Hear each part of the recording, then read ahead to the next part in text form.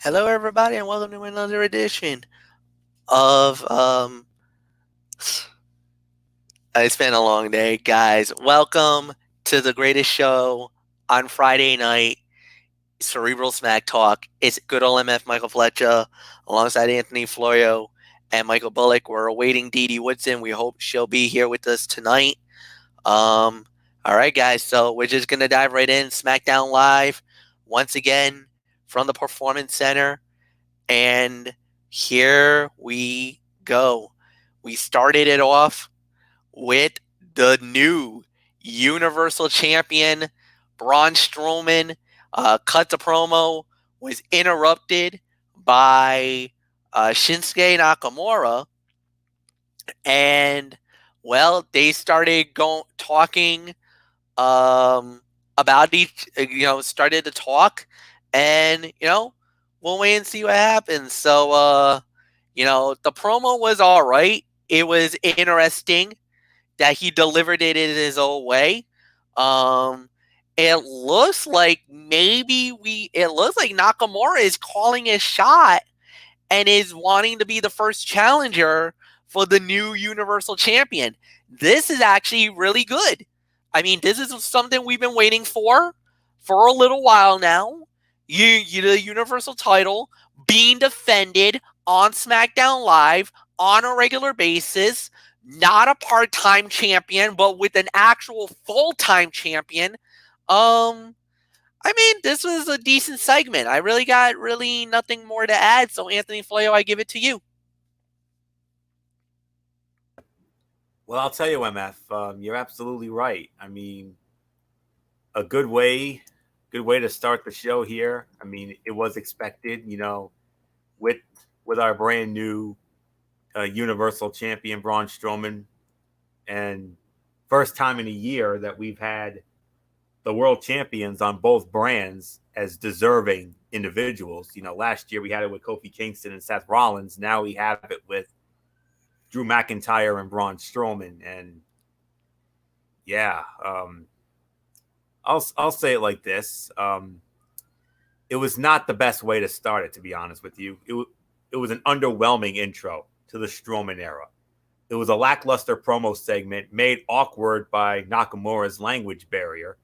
Still, the former Intercontinental Heavyweight Champion is charismatic as the day is long and managed to hold up his end of an otherwise one-dimensional, largely meh promo segment that did nothing to make the viewer want to see the match anymore. Given the recent history between them, it's a massive indictment on the producers of that particular segment of TV. So, yeah, not really the best way to start. Even though I am beyond over the moon that Braun Strowman is the Universal Champion. He should have had that thing 2 to 3 years ago. But I also wish it was under better circumstances. But hey, as long as he has it, I'm happy. But that was not really the best way to start it off. So, nothing more to say. Michael Bullock, come on in. Not the best way to start, but at least we're happy that Strowman has the belt now.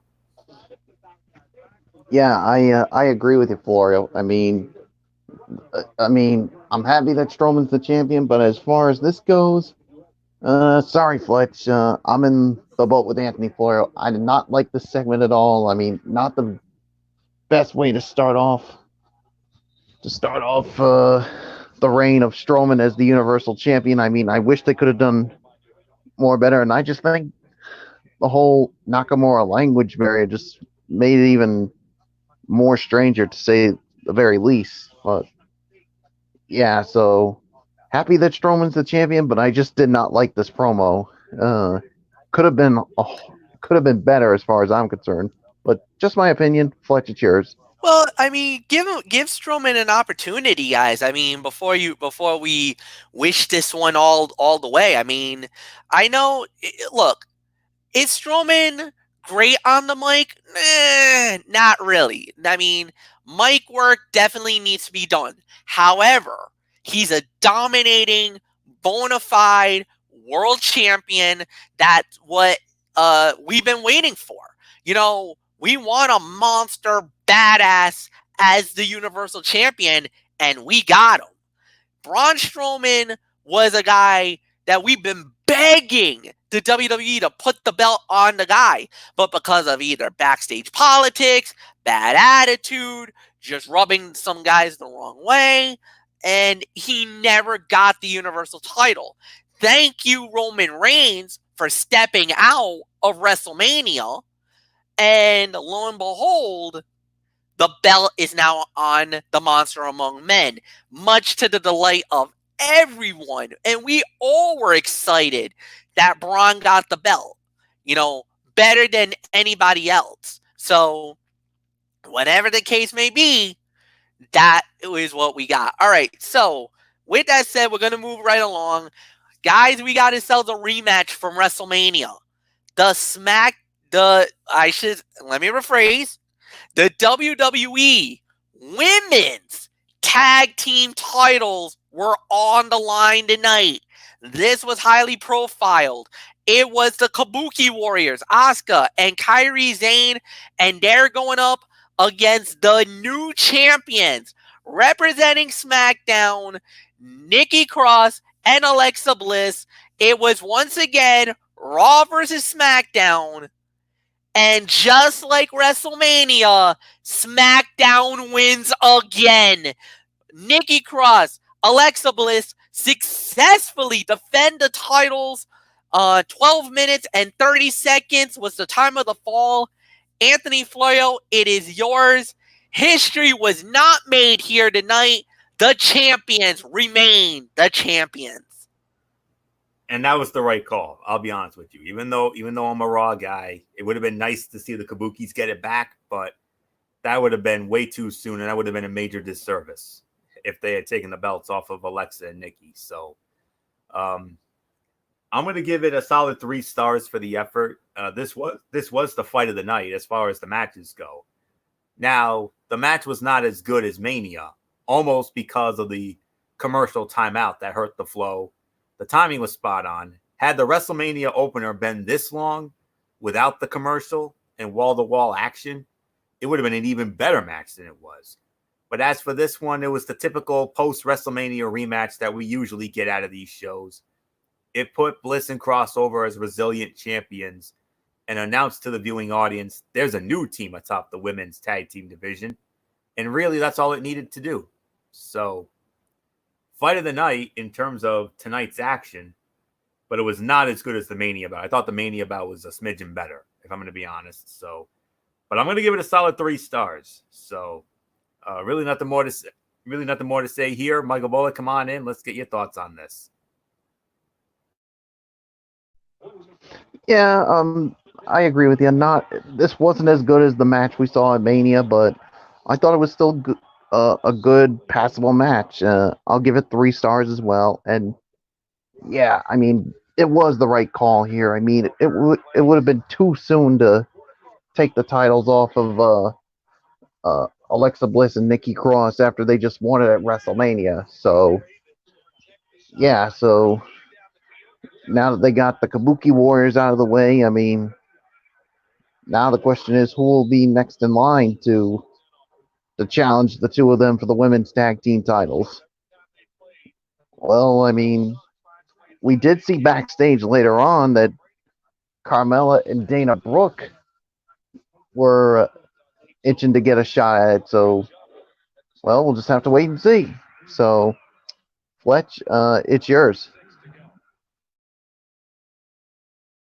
It's going to be very interesting to see. I mean, 2.5 stars, maybe close to 3, no doubt about it. Fight of the night, I agree with that.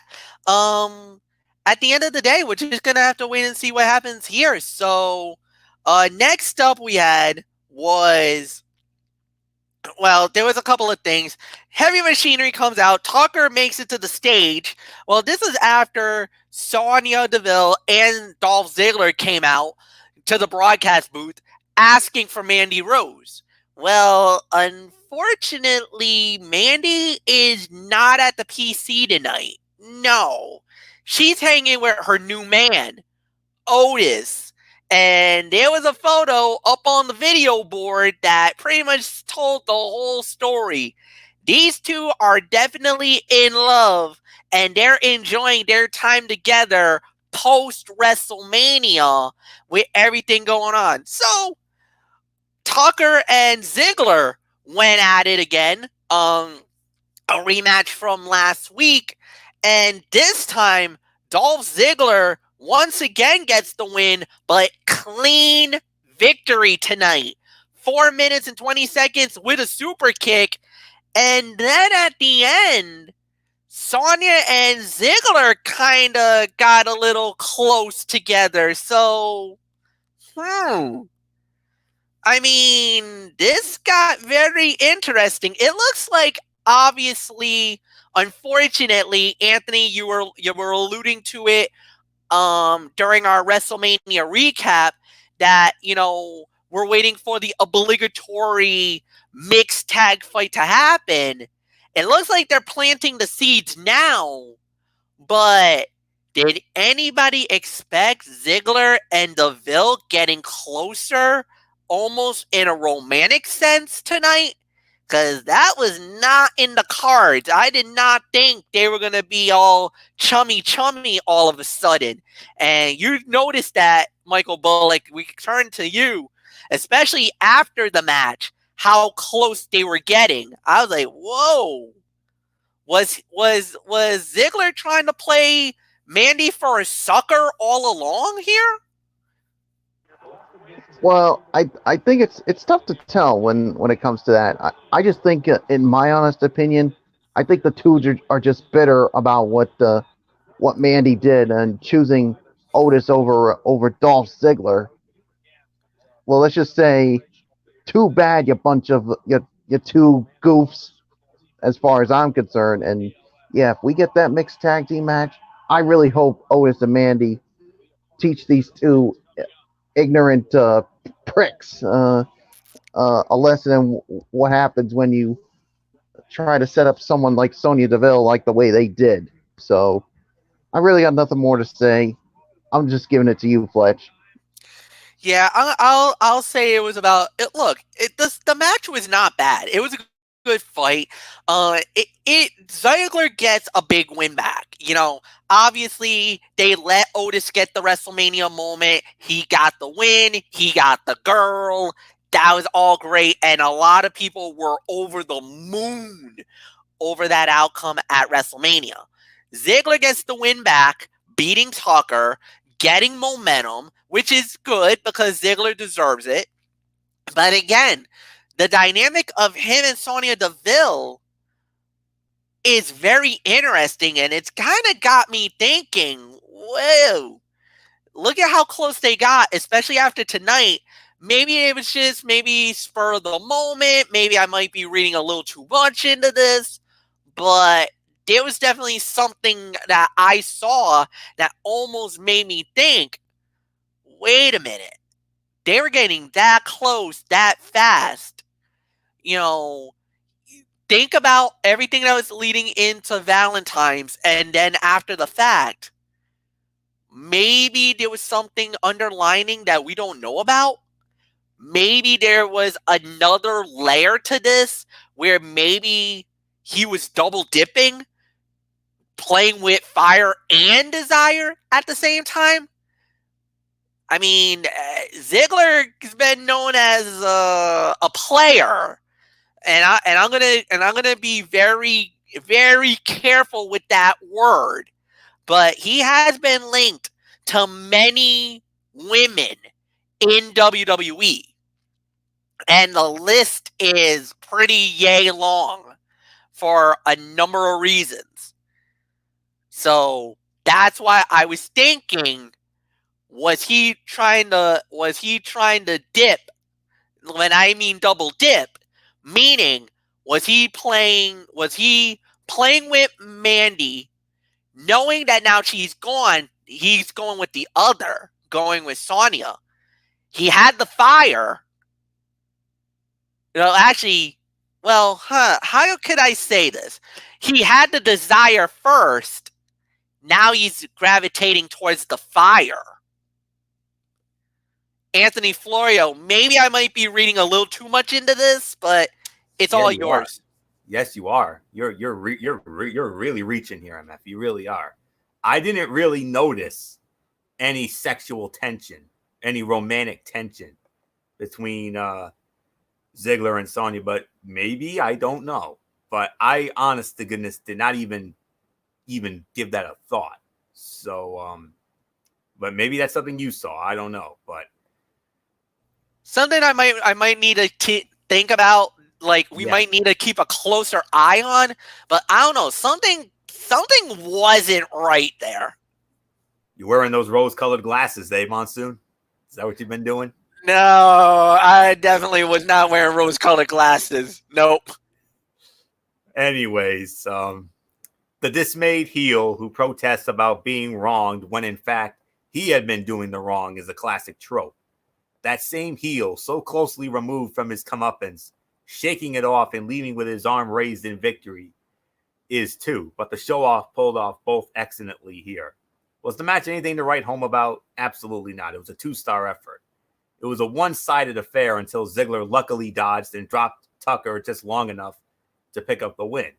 What it did, though, was provide him some heat so he can resume his rivalry with Otis over Mandy Rose, which appears poised to culminate in that mandatory mixed tag match with Ziggler and Sonya going up against Otis and Mandy. That's going to happen down the road.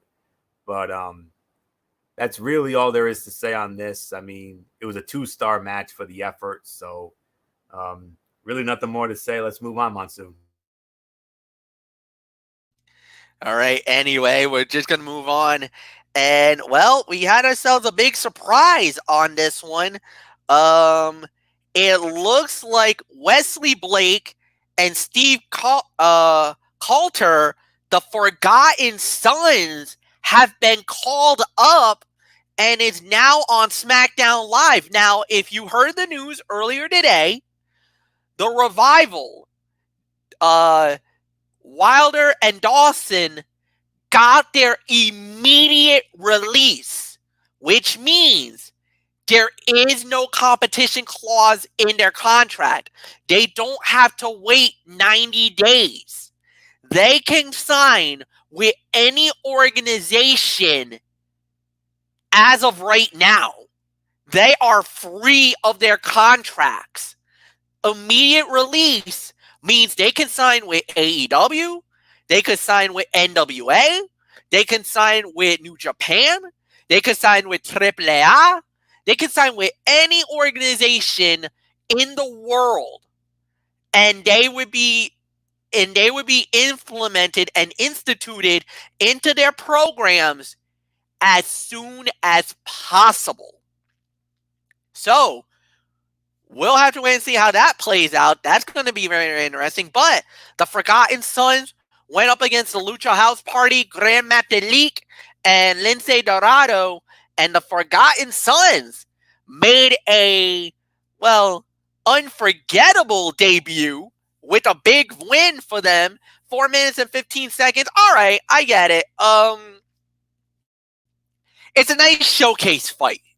It's a nice fight to show the fans what the Forgotten Sons are, what they're about, and what they can bring to the table in the SmackDown division. And let me tell you, we need help in the SmackDown division right now, even though we got a lot of good teams at the top. You know, we do have Miz and Morrison as your reigning champions. You got the Usos. You got the New Day. But you need talent from the middle up. And there's really nobody there in the middle card that can make any waves. NXT just gave us a good team. Thank you, Michael Bullock, for bringing the Forgotten Sons to the land of opportunity. We will give them that opportunity on SmackDown Live. I can rest assure you that, and they took a step in the right direction here tonight. So, nothing more to say. This is about maybe 2 stars. But like I said, it was okay for the effort. Nothing more to say. Anthony, it's yours. Well, there was a segment before this, actually, MF. There was that dirt sheet segment with Miz and Morrison. Yeah, well, I wanted to bypass that. I wasn't really. You're cutting that out? I was gonna cut it out. If you want to bring it up, go ahead, right ahead. Go ahead, Florio. Talk about it. Well, as far as the Miz and Morrison segment goes, that was interrupted by the Usos and the New Day. At least it addressed the elephant in the room that not every one of the members from the three teams got to fight for the tag gold.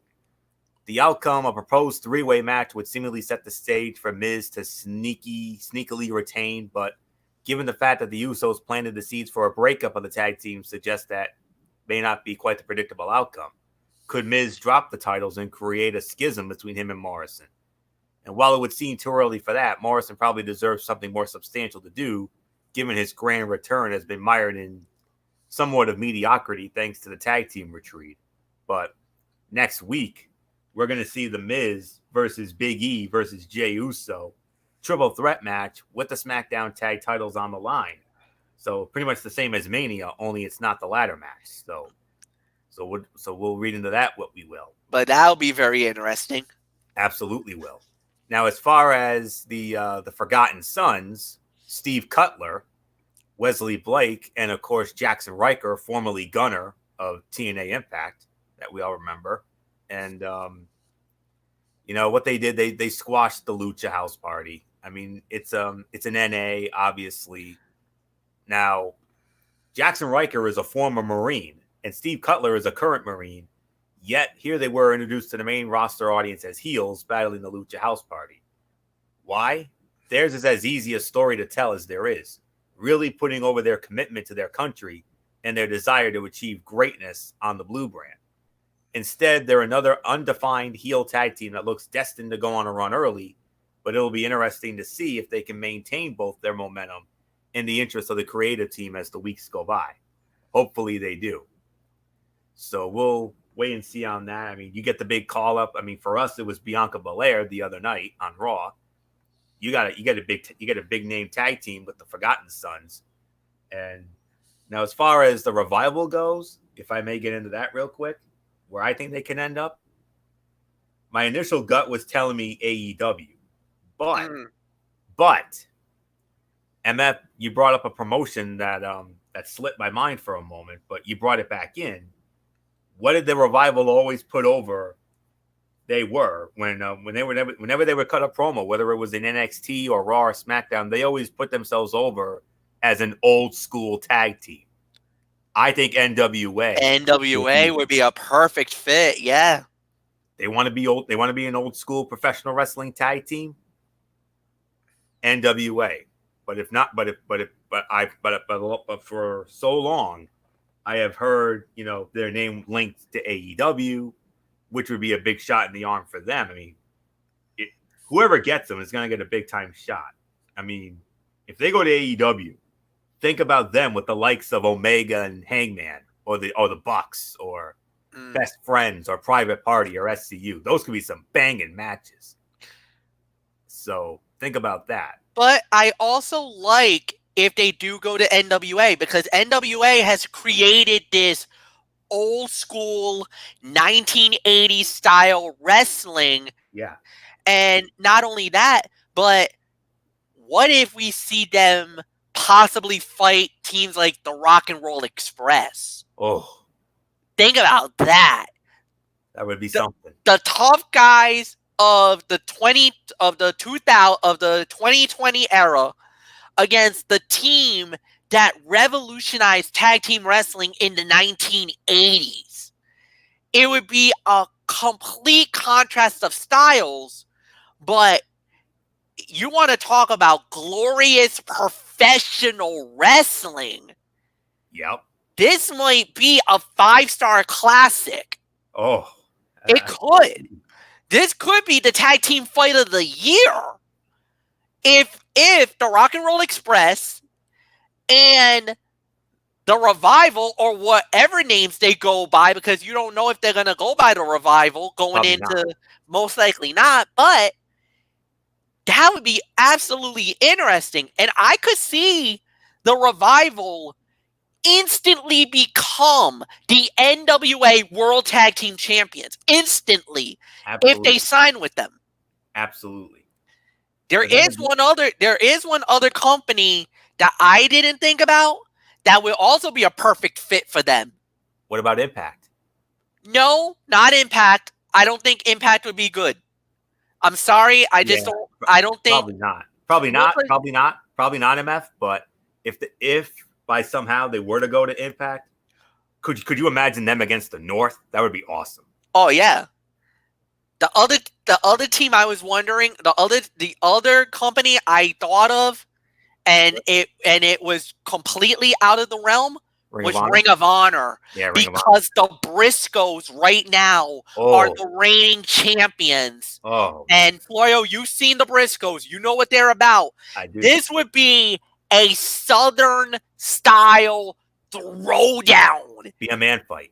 This would be the ultimate tag team be a man fight.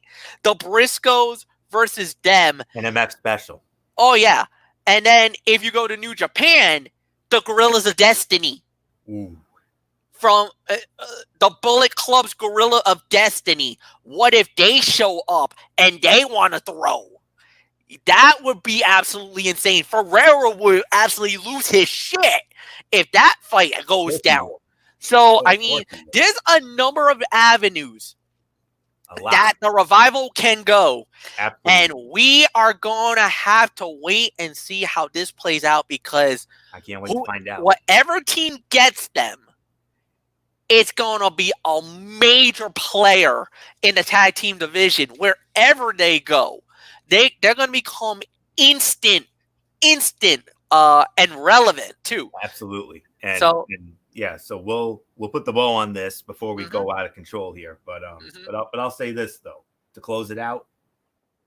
My gut tells me they go to AEW, but I would not be surprised if they go to NWA. Those are the two spots most likely they land.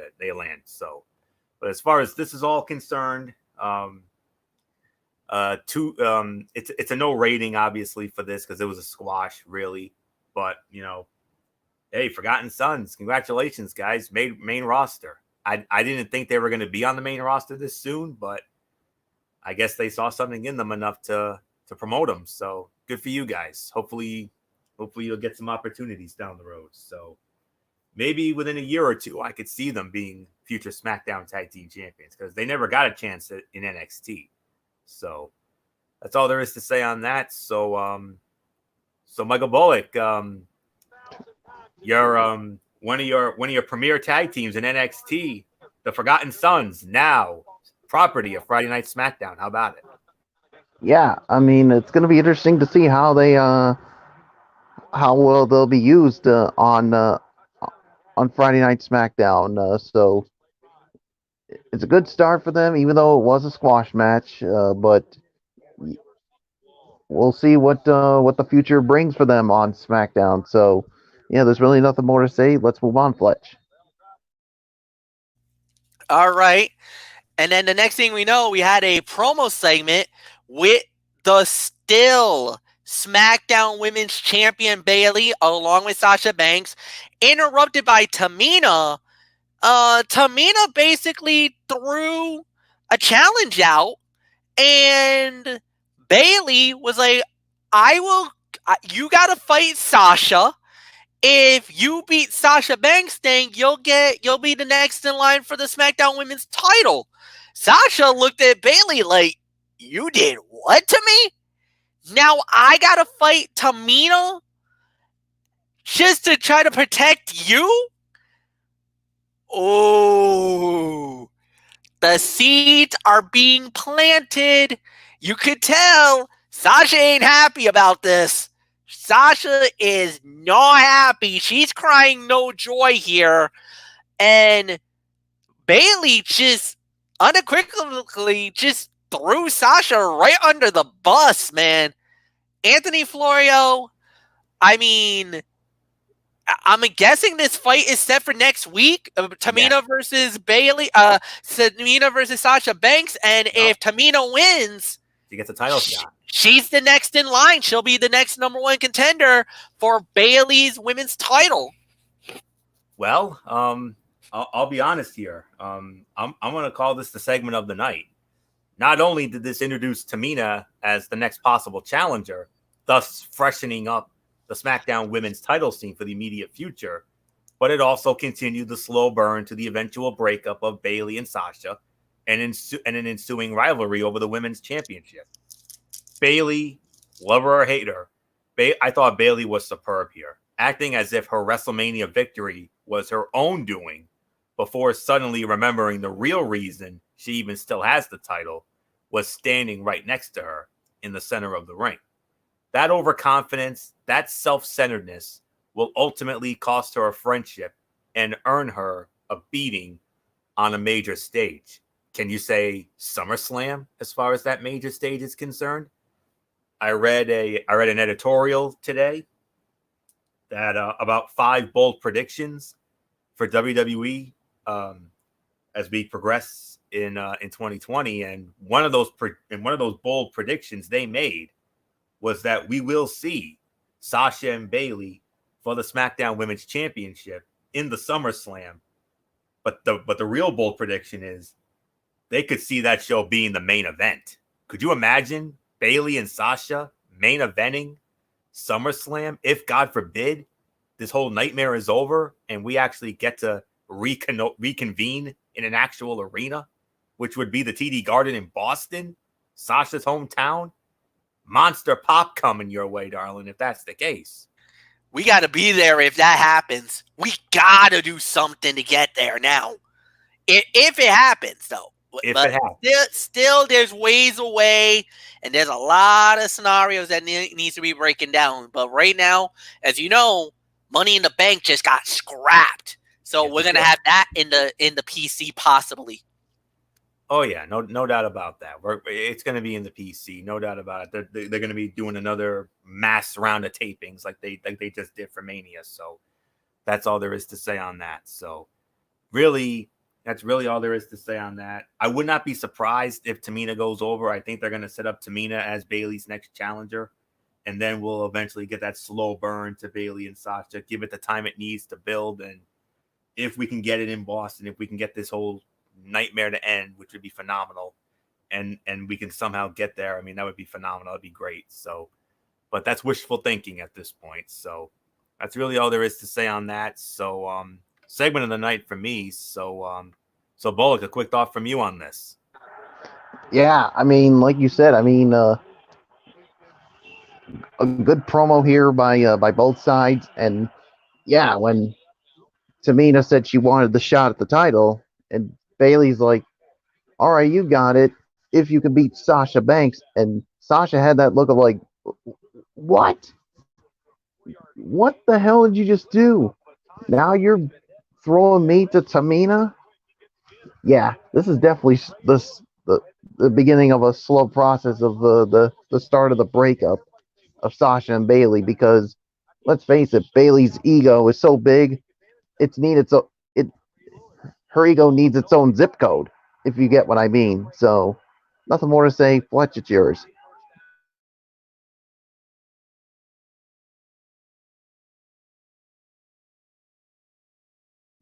But like, I honest to God thought you were gonna screw that line up, man. I thought you were gonna screw that up so bad. I was about to laugh so hard. Yeah. I mean, I had to regroup myself quickly before I pulled a Morocco mole. Whoopsie. Yeah, you almost did, man, and I was about to. You were about to get the Michael Fletcher whooping laugh, man. I was about to laugh in your face. Boy! But you recovered. You did it pretty well. So well done, good job. One of the greatest Lawler jokes of all time. Okay, so. Anyway, next up we had was Sheamus versus Carl Bloom. Minute 15. Get out of here. We're not going to talk about that. That gets thrown out to the window.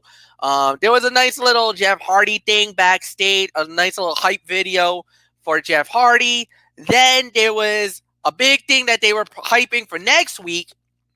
In a couple of weeks, in 2 weeks, it's going to be Triple H's 25th anniversary celebration. Can you believe it?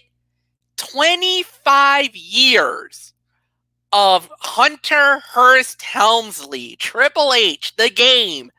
There's going to be a nice little thing.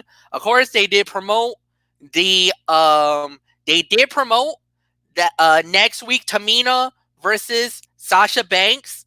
And listen to this, guys. Cesaro versus Daniel Bryan in a Money in the Bank qualifying match. That's right. You heard me, guys. Next week, Daniel Bryan versus Cesaro. The winner gets thrown into Money in the Bank. Now, Daniel Bryan won a Money in the Bank and went on to win the World Heavyweight title. Cesaro has not won a Money in the Bank before, and this would be his first opportunity to possibly fight for that illustrious briefcase. We all know how big the briefcase is. Not only is there one for the men, there's one for the women as well. Next week, Dana Brooke will go one-on-one with Naomi, and that's on SmackDown, and Sonya Deville and Mandy Rose will be in the PC, and guys, Fire and Desire are going to try to clear the air. They're going to try to bury the hatchet. I don't think that's going to end pretty good for either one. I'm just saying. But anyway, main event of the show, it was Braun Strowman versus Shinsuke Nakamura. Braun wins the match in 8 minutes. But after the show was over, after the match was over, Firefly Funhouse showed up. And, well, Braun, meet your first challenger for your Universal title. The Fiend, Bray Wyatt. Michael Bullock.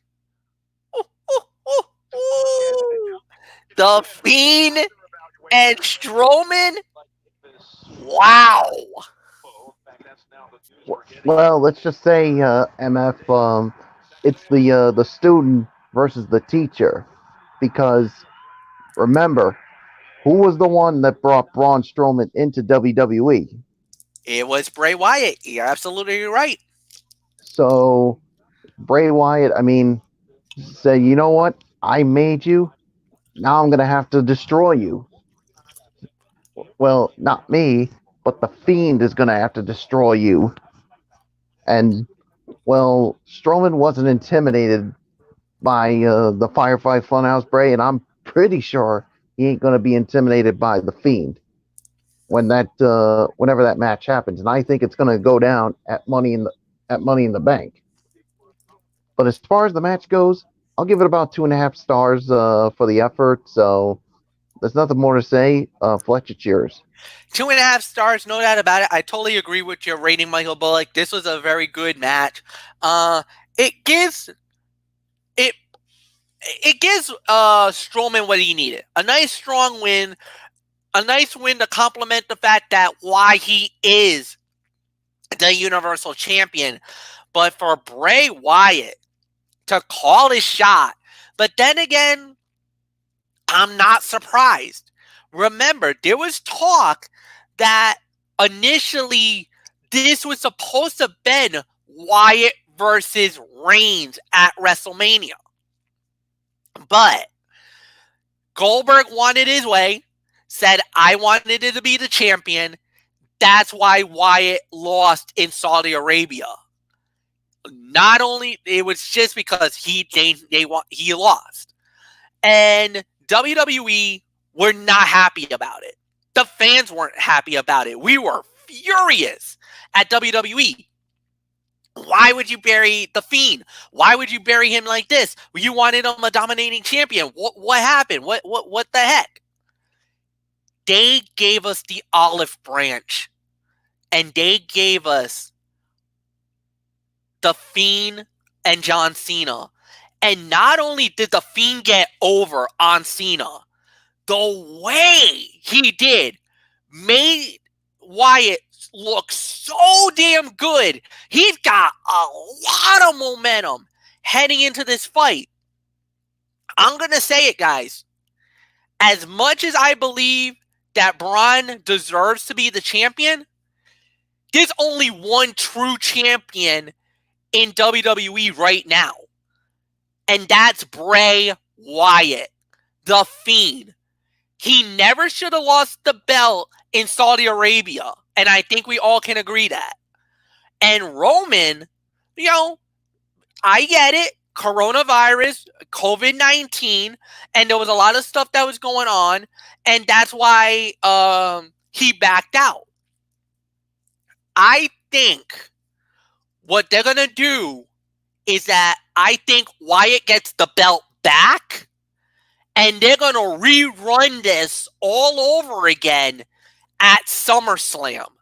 I think we're going to get The Fiend versus Roman, and I think at that moment, Roman realizes his dream, he gets the Universal title back, and then we go from there. Technically, Wyatt had the belt, and look, Braun is a great placeholder. He deserves the belt, and we all agree with that. I just don't think they're gonna bury The Fiend because of what happened. He had to take the loss to Goldberg because Goldberg was not gonna give any you-know-what. And Vince was backed into a corner. He had to do it. Or else he probably was going to lose Goldberg. And at that point, where do you go from there? So, Goldberg did a pinch, use creative control, backed Vince into a corner. Wyatt decided to take the fall, but you saw he wasn't happy about it, but maybe that's what you wanted, let alone. You give Wyatt the belt back, and you rerun what was supposed to happen at WrestleMania. You let them take this to SummerSlam. Give it to the second biggest pay-per-view of the year. Let's do it. I'm down with that. 2.5 stars to 2 3/4 for me. Anthony, it's yours. Only 2 for me. What a main event, huh? I mean, predictable, if I can be honest. I also hate to say it, but it was a little uninspired and uninteresting as well. Did you really think Nakamura stood a chance of winning the match? No. Nor did the layout do much to suggest he did. This was essentially a glorified squash that put Strowman over while caring little for the Artist Collective's credibility, beyond the noticeably absent lame duck man Sami Zayn. The real meat of this, however, was the post-match interaction between Braun Strowman and The Fiend that introduced the audience to the next rivalry over the Universal Championship. And like MF said, and you absolutely made my point for me, MF, but I'm going to make it anyway. Hopefully this rights the wrong of Wyatt losing the title in the first place, and the most engrossing character can take his place back atop of Friday Night SmackDown. And, Roman against The Fiend, I mean, in the SummerSlam, God willing, I would not mind that at all. Then you can have what do you say? Maybe Money in the Bank. We do this Money in the Bank with Strowman and The Fiend. Fiend gets the belt back, and then you can let him run with it for about 3 months or so, and then have him, and then you can feed him to Roman, and then Roman gets his feel good moment that he really should have had here, but he put himself ahead of the company, so he put himself and his own health and his family. He put all that ahead of the Universal Championship and the big bucks that go with it. So very commendable, but we'll see if it leads to SummerSlam. We'll see, but it's a 2-star effort for me. I'm sorry to say. So nothing really more to say. Let's get into our final thoughts. All right, and I believe it goes. Well, I actually lead off. Okay. I'm going to commend SmackDown for this. No flashbacks. We had 0 flashbacks. It was basically storyline driven, and they actually went with actual wrestling. They didn't go back to the archives. They didn't go back like Raw did on Monday night. And I'll give credit where credit's due. This was actually an okay show. Now, obviously, we're not going to give a rating because, it's not, it's with everything that's going on in the world, but at least they made an effort to give us actual storyline driven stories. We got a lot to talk about. The women's tag team division now has new challengers. That's going to be interesting. We have, obviously the Otis, Mandy Rose, Sonya Deville, Dolph Ziggler thing. That's going to continue. We got a new challenger for the Universal title. The Fiend is back in the spotlight. He's going to fight against Braun. So there's a lot of good things that came out tonight. And I am really looking forward to next week because now they're going to start building for Money in the Bank. The first 2 qualifying matches, and they're decent matches. So I think next week is setting up to be very good. And I think SmackDown Live has done a good job of, taking what they got and hopefully making the most of their opportunities. And hopefully this is a start for something special. I can't wait for 2 weeks from now when they honor Triple H for the 25 years he's been in the company. That might be very interesting to watch because who knows what they're going to do with Trips. Could that be something that could lead to something down the line for Triple H? Or is it just going to be a complete love fest for the cerebral assassin? We don't know. But we're going to have to wait and see how it goes. But for me, this was one of the better SmackDowns because of the fact that, again, no flashbacks, and they made an effort for storyline progression, which was always a staple of SmackDown Live. So kudos to these guys tonight for nailing it. Was it the best show? Absolutely not. But it was enjoyable, and it was a very fast-paced 2 hours. Anthony, it's yours. Oh, absolutely. I mean, you hit everything on the head here. The women's tag team titles, they were the fight of the night. The Bayley Sasha angle was great. They got others back on TV. They did a fine job trying to build some angles and matches for next week and beyond. That was the strength of the show. We'll see how it goes from here. Yeah, they were trying. It felt as if they were actually trying, which was good. And they didn't really do any flashbacks on Raw either, unless I missed something. But you're planting the seeds for the Bayley and Sasha feud. It looks like Carmella and Dana Brooke could possibly be the next challengers for Alexa and Nikki for the SmackDown Women's title. I mean, for the women's tag team titles in general. But you're going to keep it in-house. You're going to keep it on SmackDown, which is good. And then, of course, Braun Strowman and The Fiend on a collision course for the Universal Championship. That's probably going to happen at Money in the Bank. Maybe The Fiend gets the belt back, and you could let him run with it for a few months. And then if the plan is to ultimately feed him to Roman, which I know that might have been the original plan, but, Goldberg had to intervene. But, it is what it is. So yeah. You got some great action coming up next. We got a loaded show next week. I mean, Daniel Bryan against Cesaro, that's got show stealer potential written all over it, God willing. And then you've got Dana Brooke and Naomi for that women's Money to Make qualifier. That tag team title triple threat's going to be amazing. And then you also have the Sonya and Mandy face to face, and so much more. So, MF, you got a huge show next week, and it's going to be something else. So, nothing more to say. Bullock, put a bow on this thing. Yeah, I thought it was an okay show. I mean, it wasn't the greatest. I agree on that. But, yeah, the storylines I thought were put well into place here and basically set up everything for what we're planning to see next week. I mean, those matches you mentioned. So, yeah, there's really nothing more to say. So, Fletch, I give it to you. All right, guys, and we're going to call it a night here. So thank you, Michael Bullock. Thank you, Anthony Flayo. Thank you, guys, as always. Like the video. Leave a comment at the bottom. Share with all your friends on all the social media platforms. And as always, So long, everybody.